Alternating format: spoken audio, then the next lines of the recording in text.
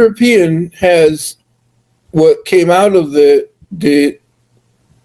his sleep and started to conquer nations that were on the path towards where we are headed today.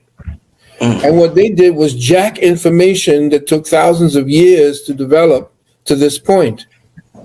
And what he did was rifle through tens of thousands of documents and secret ledgers and scientific journals that ancient civilizations had put down. He destroyed them and took them back to the Vatican and to different places that he sequestered them so that he could study them. The reason why his rise is so precipitous was because he had a stepping stone. He had all the information that he conquered and stole. Right. So he was not any smarter than anybody else. In fact, he is very dangerous because he is very technically advanced, but spiritually moronic. And what happens is when you don't have the spiritual component matching the intellectual component, then you have this imbalance. You have this addiction to what we call progress. Progress is an addiction. You have to do better so that you can have that bottom line for your investors. So you have to have the next gimmick. Meanwhile, you're becoming so technologically proficient that your spirituality and the things that keep you human, listen to what I'm saying, the things that keep you human, the time is necessary for you to rest, the time that's necessary for you to meditate. When do you have that? Your television is on 24 hours. You're working 24 hours. You have no time to be still and know that I am. You have no time for stillness, and stillness is where intelligence lies. You can be smart as hell, but thoughts essentially need to have the soil of intelligence wherein they must plant the seeds that thought gives so that intelligence grows. Not just your intellect, not just the things that dovetail from a runaway intellect. And that's what we're looking at. We're looking at a runaway intellect, and you're looking at what it is that people who are addicted to their intellect and the power, the pseudo power it gives to them, they want to maintain that. That's why they have this need to be constantly ahead, conflicting, always looking for war, always looking to substantiate themselves as leaders and the ones who rule.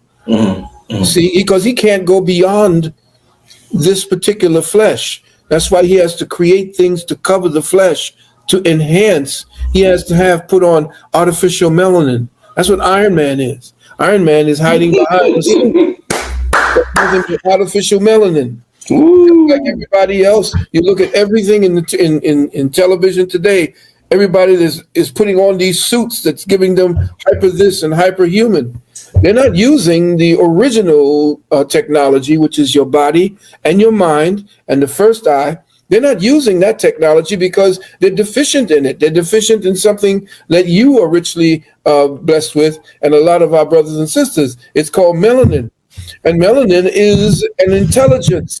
It's not a pigment. It's an intelligence that has been put into stasis.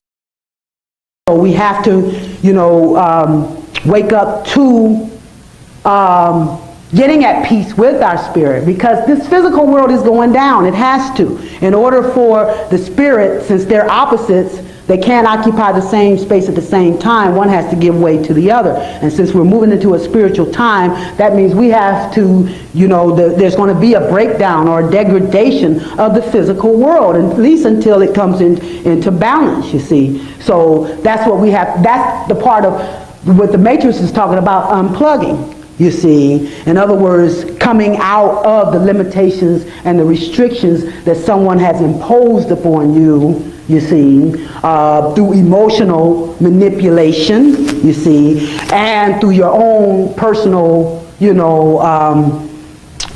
going after your own personal gratification. See, if we stay on a personal level, then we'll continue just to struggle on that level, you see, and we'll stay plugged into the matrix, you see. It's not until we get at peace and in harmony with our spirit, and we know our spirit is going to give us the guidance as this chaotic time unfolds, because it is going to be chaotic.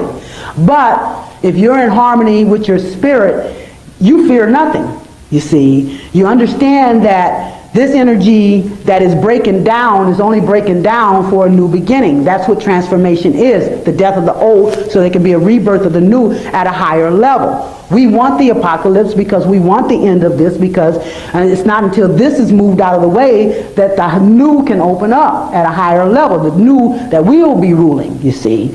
Because we're going to be ruling under the laws of the universe, which are guided by the principles of righteousness. And we're only coming in to rule, to reverse things, you know, and take an unrighteous world and bring it into its righteousness, you see. There's no fixing this. There's no patching it up. You know, we got to let it fall down. And the more that we let go of our own personal habits and all our personal desires and attachments to the physical, you see, and open up to the empowerment of our spirit, which comes from within us, you see, then is when we can come to our fullness, reverse our rotation, you know, and then become in harmony with the universal forces and activate the fulfillment. And only we can do that, because we're the only physical beings with the spiritual capability, you know, of bringing that spirit and that physical together. God only means wholeness, you see. And that's when we come to our wholeness, we come to our godhood, you see. And we have a responsibility to do that so that we can heal the earth, you know, and balance the universe. This is a universal thing going on.